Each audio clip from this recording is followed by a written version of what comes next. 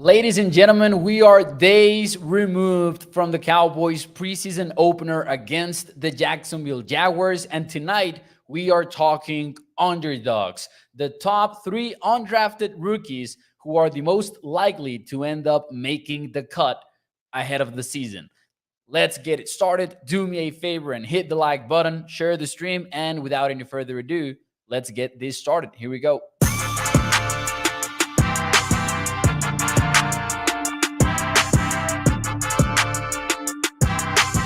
What is up, everyone, and welcome into A to Z Sports Dallas Prime Time. I am your host, Mauricio Rodriguez, streaming with you live every Sunday through Thursday night here on Dallas On Demand Sports Talk Network. With a lot more content coming your way, make sure that you check out atcsports.com/Dallas. And as always, do me a favor, hit the like button for me. Tonight, we are ready for the preseason. We really are. It's on Saturday, Jacksonville Jaguars game, and there's a lot to discuss. Over the entire offseason, there's some topics that I feel like you cannot help it. You need to circle back to them little by little. We've gone through roster projections. We've gone through the battles. We've already talked about Hunter Libke. We've already talked about other undrafted free agents in training camp. We've been going through some of the standouts every single practice. So you're just bound to repeat yourself. But when there is a football game a few days removed from the show, I think you can get away with it. So tonight we might touch on some topics that we have already had in the past, but this is going to be players to watch, undrafted free agent rookies in the preseason starting on Saturday. So we might circle back to some topics. I ask you to humor me tonight. It's going to be especially different, though, however, when we get into the verses, because we're going to get into some of these players. Again, the three rookies that went undrafted most likely to make the team, but we're going to get into specifically who are they fighting and who do they need to beat in order to end up getting a spot on the roster. Ladies and gentlemen, welcome into the show. Thank you everyone for tuning in. We've got Tony over on Facebook. We've got Joey Bella, Jameson, Scott, William over at YouTube. Thank you, sir. Double R, Dwayne, Jameson. Who else do we have here? Mark, Aaron, Colin, Charlene, Evans. Thank you, everyone. Thank you so much for tuning into the show. So let's get it started. But before we get into it right away, let me know who is the one undrafted rookie or who is your one underdog. Heck, don't even make it an undrafted rookie if you don't want to. But who is one underdog that you are rooting for in this preseason? Let me know in the chat. And while you do that, let me get started with the number one undrafted free agent that, in my opinion, has the likeliest path to the 53-man roster. Not necessarily my favorite UDFA, although he might be, but the guy that I think has the most likely shot at it. And actually, before I mention him, I do have some numbers for you. Since 2014, 16 undrafted free agents have made the Cowboys' initial 53-man roster. Think about that. 16 since 2014. To give you an idea, that is the fourth most in the NFL in that span. So if we're talking about the Cowboys scouting department, you need to give them some props in that particular area. And we know that they have been pretty good drafting too. Last night was a reminder of that for those of you who watched the Johnny Football documentary, because maybe you thought back to those days where, back to that day specifically where Zach Martin was about to get picked, and some people wondered, is it going to be Johnny Manziel in that card? And maybe Jerry Jones wondered about that himself, but Stephen Jones was not having. Maybe. But anyways, 16 undrafted free agents since 2014, which is actually that very same year, which is funny. And last year alone, 3 of them made it. Because you had Peyton Hendershot make the team and play a significant role on the team too. You had Dennis Houston, not the same. Maybe he didn't have that significant role throughout the entire season, right? But he did make the team. And then Marquise Bell, who played on special teams, but he made the team and he's looking to make the team again in 2023. That's why I went with the number 3, by the way, why I wanted to touch on 3 undrafted free agents who could make the team. I'm going to tell you my number 1 guy, and then we can get to some of your comments and some of your interesting answers already there in the chat. I got to go with Hunter Libke. I do think that Hunter Libke is the top guy that could end up making the team, and we'll get into his problem and who he's battling. You can get the idea now looking at the screen.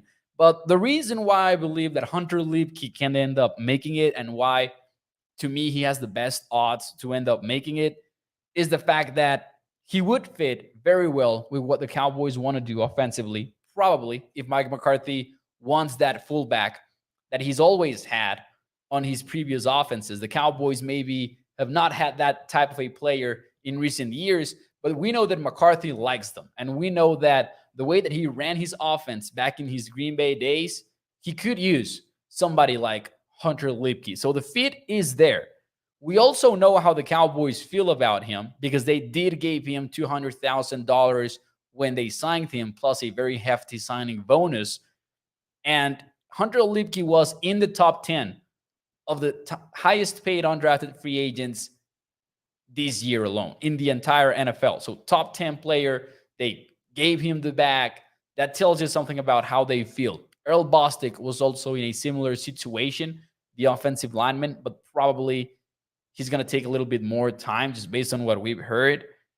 And according to those in training camp, and I will cite specifically Dallas Cowboys staff writer Nick Harris, he's been getting the reps in camp. He has been getting plenty of looks out there in Oxnard. So you can see that the Cowboys like Libke, that they're giving him playing time. They're giving him the reps. He has the fit. In my opinion, Libke can make this team. And we'll talk about his problem, his big problem, right after I read some of your comments to my question, who are you rooting for? And I'm looking forward to seeing your answers. Let's see what you guys have to say here. Lance actually went with Hunter Libke, which I love. Mark Aaron and Dwayne Brown with back-to-back answers about Jalen Brooks, the 7th round wide receiver. And it's a pretty funny situation because when he was just drafted in the 7th round, I think it will always happen with 7th rounders. Like, you pretty much dismiss them right away. And since he's a 7th round draft pick and the Cowboys had, nationally recognized undrafted free agent class with plenty of wide receivers, you kind of assumed immediately, okay, Brooks's path to the roster is not easy at all.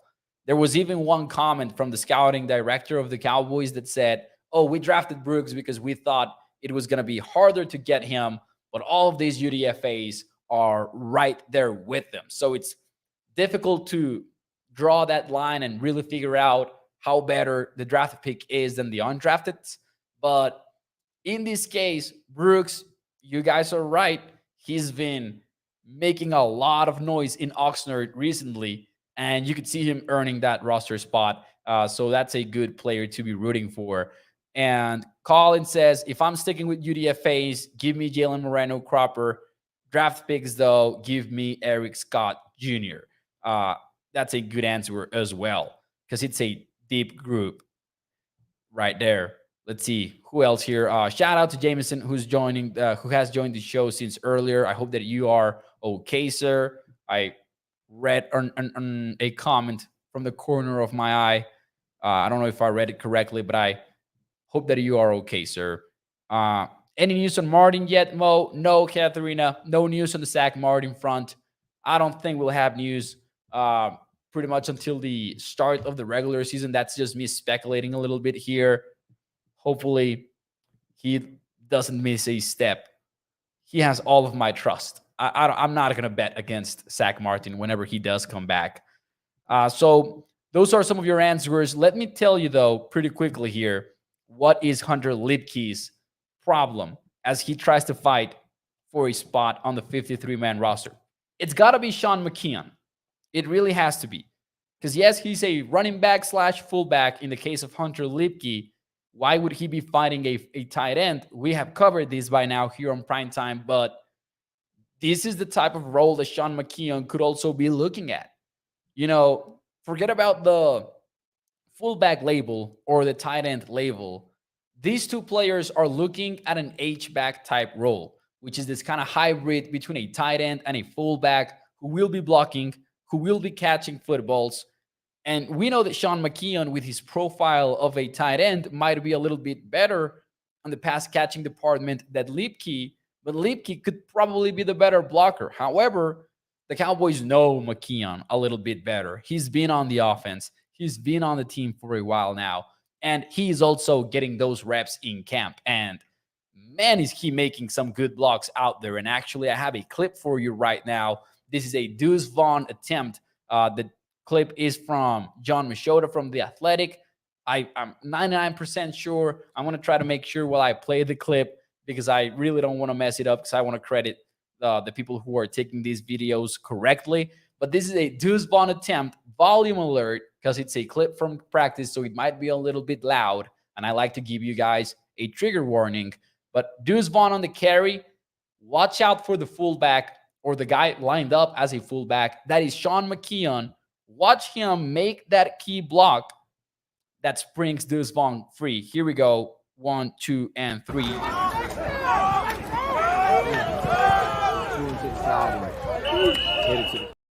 He takes on Jaron Kears as if it was the easiest thing in the world. You gotta love it. That does feel like that does seem like it was John Machota from The Athletic with the clip. You gotta appreciate what he is putting into it. And I do believe, and a little bit later on the show, we're gonna look at the full tight end depth chart. I fully believe that this is the versus that they are both looking at. Hunter Libke needs to beat out Sean McKeon, and Sean McKeon needs to beat out Hunter Libke to make the team. And I, for one, I'm excited to see how that plays out, because I'm a Hunter Libke fan, but I also know that, the Cowboys are going to be considering staying put with Sean McKeon. Or maybe they carry the four of them, but maybe that doesn't make a lot of sense. We'll get more into the depth chart in a little bit, though. Before we do that, let's talk about undrafted rookie number 2 with the highest chance of making the team. Lo and behold, a tight end. So we're staying on a similar kind of conversation here. John Stephens. John Stephens has been one of the biggest surprises in camp, and everyone is raving about him. John Stephens, a former wide receiver in college. If you go into the Cowboys website and you look up their roster, he is still listed as a wideout. And man, at 6'5", he is the tallest pass catcher on the roster right now. He is right around the Luke Schoonmaker range, 6'5", but he's a little bit taller if you go into the details. And Stephens is interesting because he is obviously, as a former wide receiver, more of a pass catcher. And those are the looks that he is getting out there. Patrick Walker, no C, had this tweet recently, I think it was from Monday's practice, where he pointed out of 4 offensive sets, Stephens lined up outside on 2 of them. So just like on defense, we see these hybrid type players. Can John Stephens be a little bit of that? And can he be a red zone weapon thanks to his massive size and this natural approach to pass catching? And I've got a clip for you too. You know that I like to incorporate some clips here and there. John Stephens running a corner route, going up in the end zone, going up to get the football in epic fashion. And this was a scary sighting, in my opinion. Let's roll the clip. This is from John Machota from The Athletic. 1, 2, and 3, volume alert, loud practice clip coming your way. Here we go.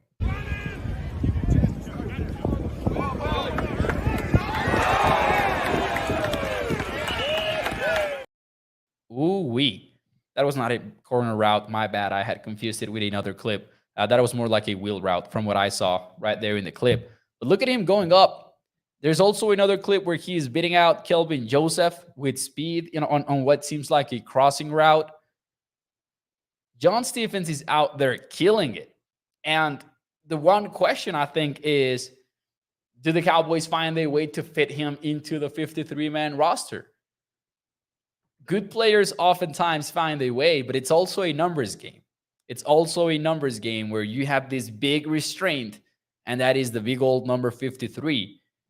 In my opinion, as opposed to Hunter Libke and McKeon, the guy that John Stephens is trying to beat is probably Peyton Hendershot, who is also more of a pass catcher than a blocker himself. And you look at the looks that Hendershot is getting in practice, and they are more alike the reps that Stephens is also getting. So then you get into this big, complicated conversation of who gets the upper hand here. Because Hendershot looked nice as a rookie, and he did get a lot of playing time for an undrafted free agent in 2022. So he's got the coaching staff's love in that sense. And I will not make you wait any longer for this. But this is how I look at it, at least. You're likely to keep 4 tight ends and a fullback if you do keep Libke. So I broke the rules a little bit here, and I didn't list Libke with the running backs. I listed it in a one group with the tight ends, fullbacks, and essentially that H-back role. And in my opinion, you can keep 4 right here. That's what the Cowboys are looking at. Ferguson and Schoonmaker, and I know that Hendershot is also listed in green, but ignore that. Ferguson and Schoonmaker are absolute locks. The 1 asterisk just denotes a rookie, 2 asterisks denotes undrafted rookies. Ferguson, Schoonmaker, locks. And then in my opinion, you've got Hendershot, McKeon, and Libke in the next tier. And then Stephens, who is rising into that upper tier as well, into that second tier, Preseason Fant, who I was very excited about when he was signed by the Cowboys, but doesn't sound like he's been generating a lot of buzz in camp. And then Seth Green, I don't think he will enter this conversation with the rest of the guys. And I think that Preseason Fant and Green are out. So, man, after Ferguson and Schoonmaker, I don't think that anything is a given. I really don't. Not even Hendershot. In my opinion, you probably want either Hendershot or Stephens in that receiver type tight end role, and you want McKeon or Libke in that H-back type role. So who do you keep? That is complicated. So here's a question. Here's how I will frame the question for y'all in the chat. You've got Ferguson, Schoonmaker as locks, and then you've got Hendershot, McKeon, Libke, and Stephens. Out of those 4, from Hendershot down to Stephens, who are you keeping? Who is making your 53-man roster in that area? Let me know in the chat. I want to get your thoughts here. Again, I would be looking at keeping one of the 2 on both areas. I want 1 H-back, and I want 1 more veteran player. Not veteran, more receiving player. Sorry. So let me know in the chat. And I agree with Dwayne, by the way. Preseason is going to make or break some of these guys. And I hate to say it, but I say it almost every show. Injuries happen, guys. This looks like a clean roster right now, but there's going to be injuries. And I'm talking about injured reserve type injuries, pup injuries. There's going to be a little bit of everything coming up in the next few weeks. And it's going to make some of the decisions easier, but obviously a lot harder and at the same time in a different way. Like, you're going to lose good players, but some of the cuts are going to answer for themselves. John says Libke. Catherine says Hendershot. Let's see. You need to keep 2 of them, though. I mean, I'm guessing 2 because I'm going to assume that they're going to keep 4 guys. I will say this: Hendershot getting a lot of votes, Libke as well. Eliasar says my room would be Schoonmaker and Ferguson the locks, and then also Hendershot and McKeon. Libke, Ferguson, and Hendershot, says Cam. Hendershot for Ines. Let's see here. Nikki says, dude from North Dakota State do nothing, man. God damn, says Nikki. Oh, man. He went after Trey Lance and Carson Wentz, and they didn't have anything to do with it. Shout out to Nikki. That was awesome. Catherine says, and Libke. There you go. Here's my way too early guess, and here's how I would probably set up my roster right now. I would probably keep Ferguson and Schoonmaker. Give me Hendershot over Stephens. Give me Hunter Libke over Sean McKeon. I just feel like I can give Libke the football near the goal line. And I might be able to give Libke the football in short yardage situations. And I might trust him a little bit better than I would McKeon. So those are gonna be my four: Ferguson, Schoonmaker, Hendershot, and then I'm gonna cut Sean McKeon, even though he's doing a good job out there. Give me Hunter Libke. I just want the extra versatility on that room. But I'll tell you something: these next 3 weeks are still very, very difficult to figure out. So it's gonna be pretty fun to see how it all shakes out, because Stephens can make the team. The way that he's been playing in camp, he could very well make the team, man. And that is the dark horse that maybe we weren't super aware of entering camp. I don't think that any of us was like, hey, watch out for Stephens. And, sure, there are some cool plays that he made over at Louisiana, but he also didn't produce a lot. So if you watch the tape, you're not going to find a lot. And that's what made it also very challenging to figure out what type of a player he was. But so far, we've seen him go up in the air and bring that football down. We've seen him generate separation with horizontal speed. We've seen him do cool stuff on offense as a pass catcher, and that is sometimes enough to get you on a roster. So we'll see. Anyways, one more guy that could end up making the roster as an undrafted free agent, in my opinion, and this will round out my top 3. So Hunter Libke, the fullback, John Stephens, the tight end, and then at number 3, give me Isaiah Land, the edge rusher out of Florida A&M. Dan Quinn admitted earlier in the offseason, back in phase 3, that he had discovered Land since he was scouting Marquise Bell last year. So there's some love there from Dan Quinn with Land, and you can see why. He's the Dan Quinn type player with the speed, with the explosiveness, with the versatility. I don't think we've heard a whole lot from Land out of training camp, which makes this a blurrier player to know how they feel about him. Land could be one bet that the Cowboys make at the defensive line. The challenge, though, is that where does he fit? You're going back to the same type of conversation that we just had about the tight ends. You're probably carrying 12 defensive linemen. That's probably your max, honestly. I don't think you're going over 12 defensive linemen. And yes, I'm counting Micah Parsons as an edge rusher. I'm not going to count him as an off-ball linebacker, obviously. So in this case, I have it broken down, into defensive tackles or interior defensive linemen. And yes, Viliami Fehoko, I'm not entirely sure where to put him, if I'm being totally honest with you. I'm putting Micah as an edge rusher. You know that Oza, Masi, Gallimore, and Hankins are not going to be playing at all on the outside.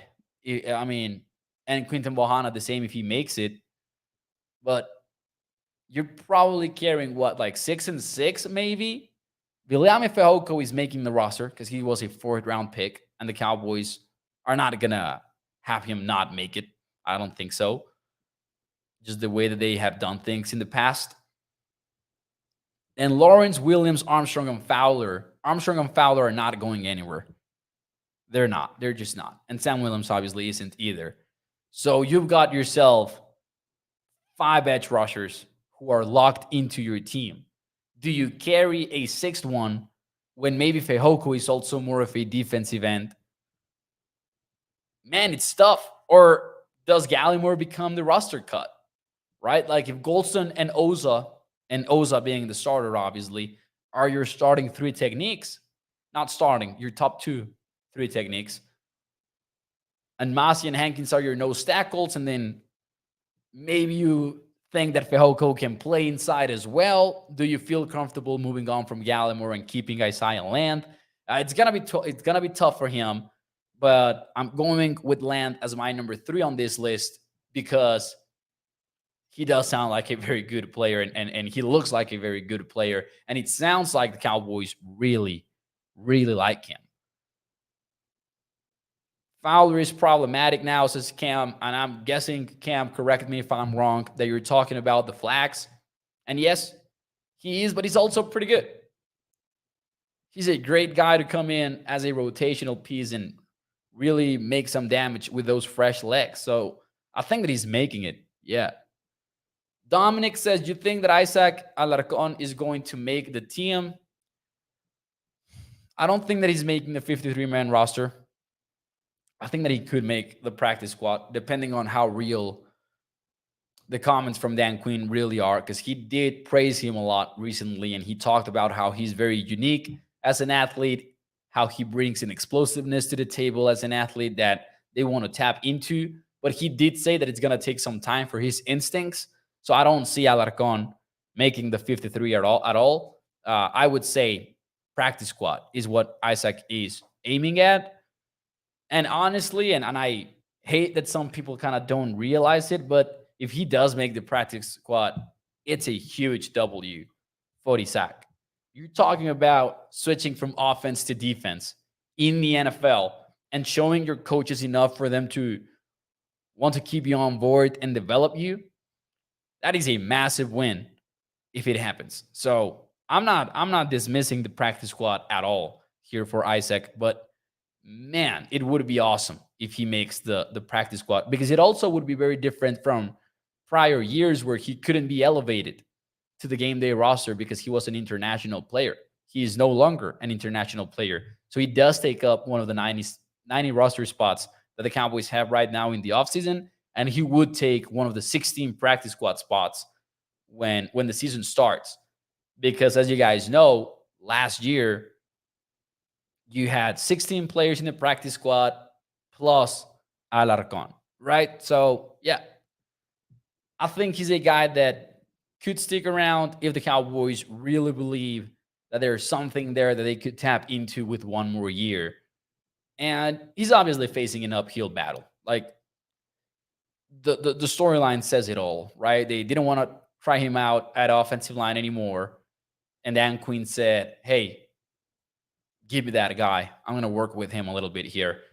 Isaac has been preparing with Brandon Tucker, who is the same private coach that prepares Osa, that prepares Neville, and some other Cowboys players.